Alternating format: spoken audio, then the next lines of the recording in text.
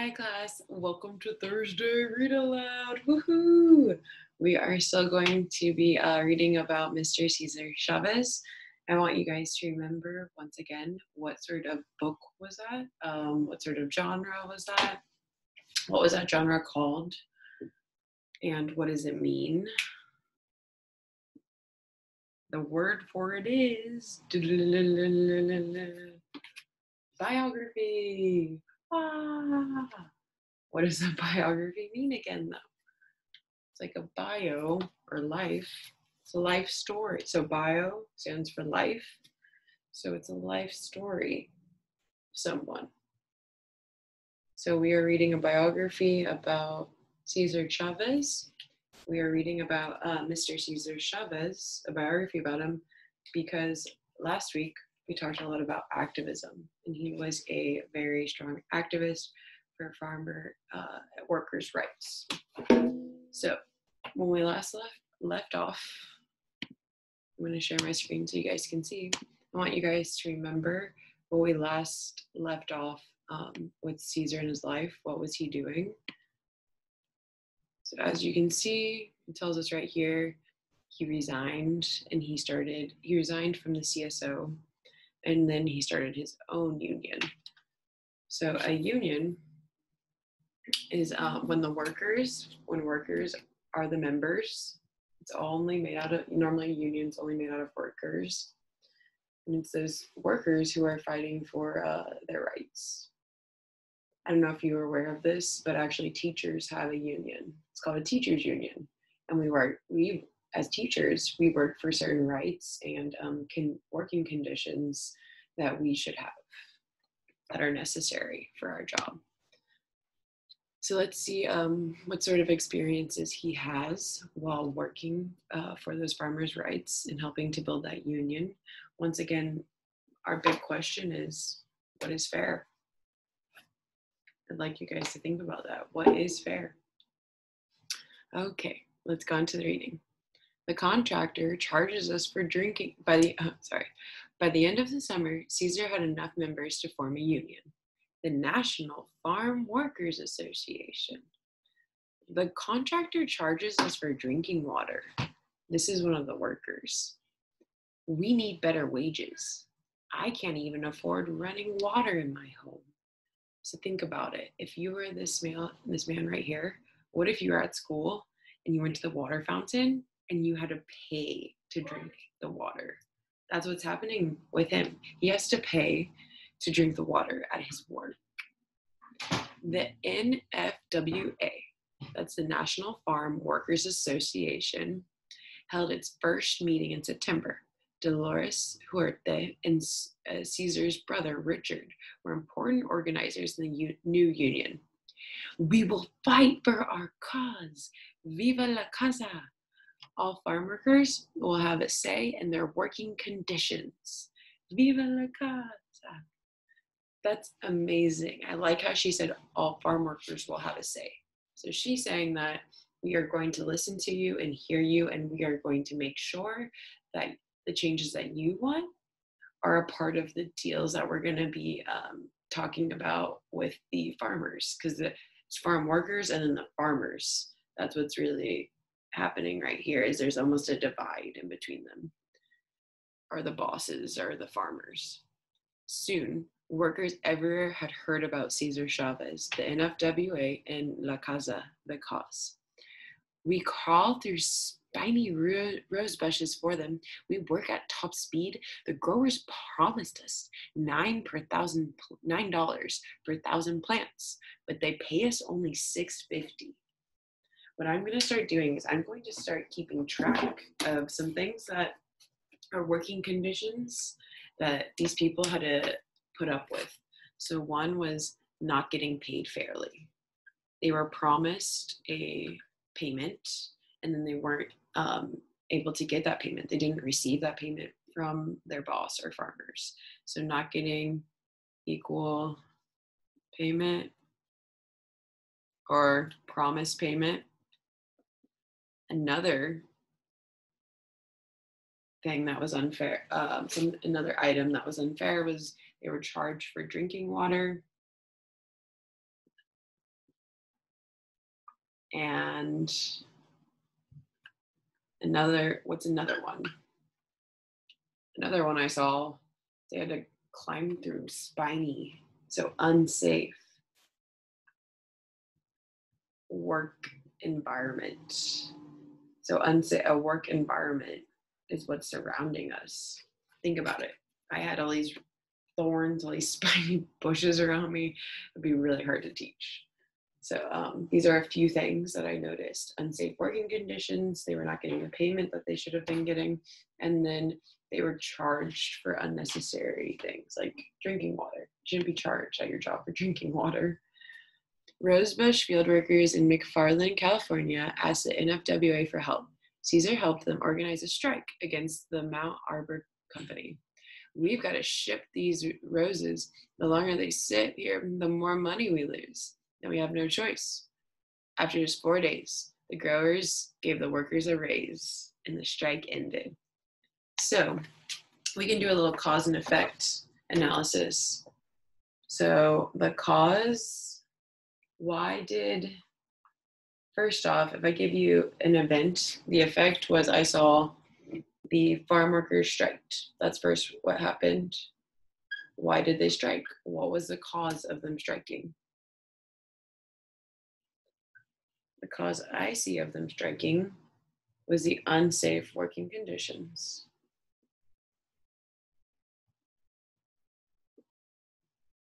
And they weren't getting paid what they should have gotten. So not getting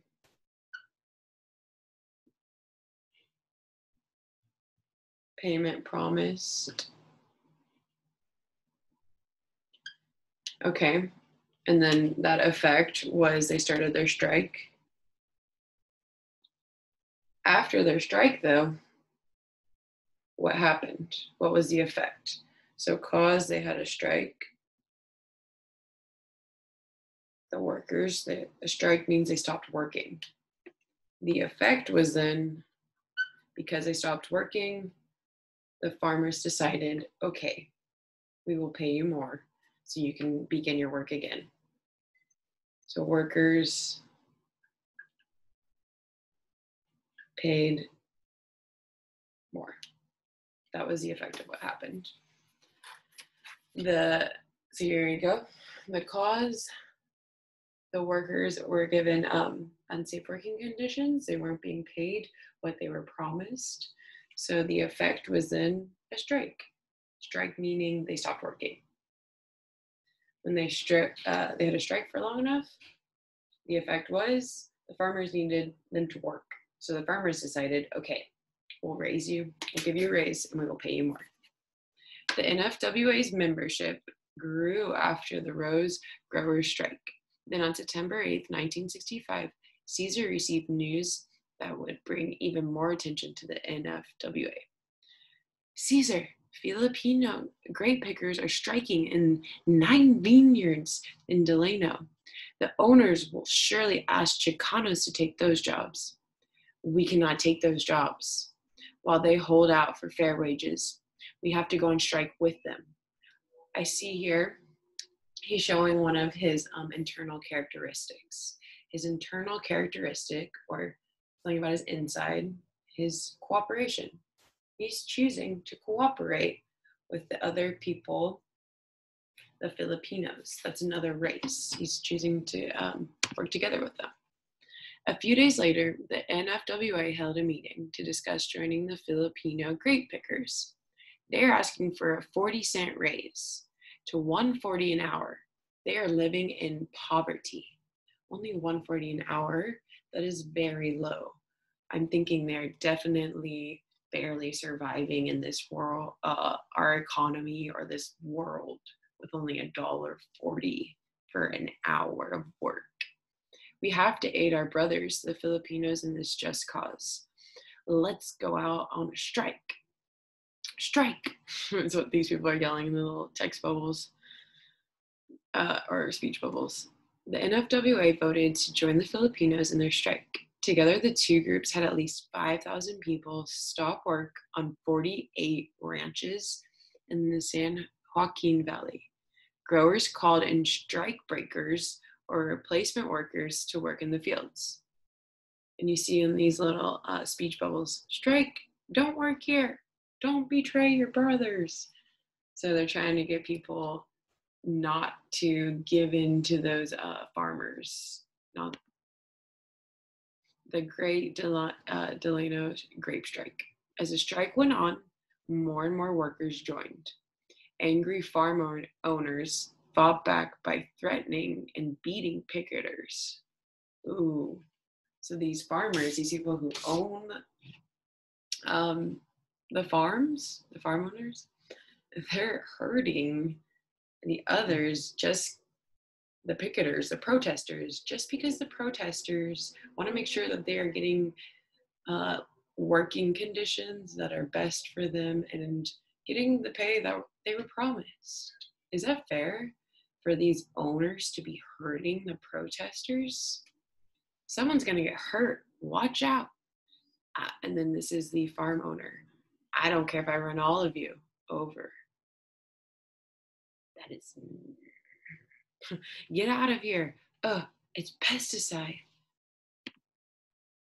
Strikers grew angry, but Cesar insisted on a peaceful protest. So this is a protester. He's getting very angry that these farm owners are hurting him. He's saying, we need to fight back against him. We have to fight back. And then here's a police. Get out of here, scum. Please, this is Cesar right here talking. You can see his speech bubble pointing to him. Please, brother, there is no dignity in violence. He's saying basically, we need to be prideful of what we are doing. There's no reason for us to fight for our cause, physically fight for it. How can we stand by while they do this to us? Cesar's idea of nonviolence began to spread. Newspapers and TV stations covered the strike. People across the country saw the peaceful strikers being attacked. Cesar knew the attention would hurt the growers. If we're full of hatred, this is Cesar, if we're full of hatred, we can't really do our work. Hatred saps out all the strength and energy we need to plan. It's a really interesting idea or perception. When I say that, I mean his thought and his feelings about hatred, how hatred is not the reason why we're doing this. We're doing this to make equal working conditions and fair pay for farm workers. After this page, we're going to do a quick, we're going to stop here and I'm going to do a closing. The NFWA, along with the Filipino Union, the Agriculture Workers Organizing Committee, gave strikers food, childcare, and a place to sleep and talk. The growers have always kept Filipinos and Chicanos apart in the fields. They pitted us against each other to compete for jobs. Now we can work together, though. Cesar went to other labor unions, churches, and universities to ask for support for the strike. We need money and food. We need people on the picket lines. We need you to join us in La Casa.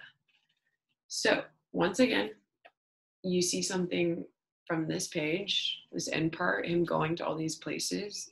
You can make an inference about Cesar's internal characteristics, what he is like in the inside.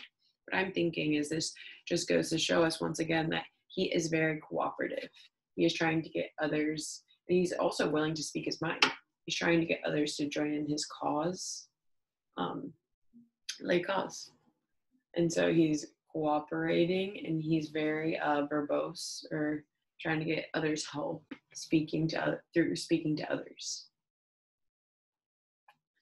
Okay, so we talked a little bit about a few skills. We did some vocabulary. We talked about what a union was.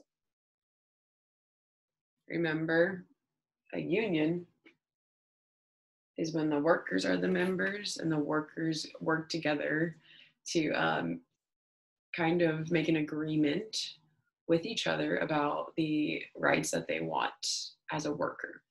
So they're working for their rights. And I don't know if you remember that. What I gave you an example is teachers actually have a union, and we discuss with each other what sort of rights do we want as teachers. We also did some cause and effect. We talked about when this event occurred, then this happened. There's a lot of cause and event or cause and effect situations that occurred in this reading today. And then one of the last things we talked about, once again, was the internal characteristics of Cesar Chavez. That means his inside characteristics. What is he like? What is his personality? Not just him externally or on the outside, was not what he looks like, but what is Cesar like? Okay, so that ends our read aloud for today. Remember guys, if you are confused with this read aloud and you need some more help, maybe you start the exit ticket and you have no idea throughout the questions, during my office hours. They are from 10 to 11 and 1 to 2. The link is on my Clever page at the top. Just click it, okay? Bye guys, have a good Thursday.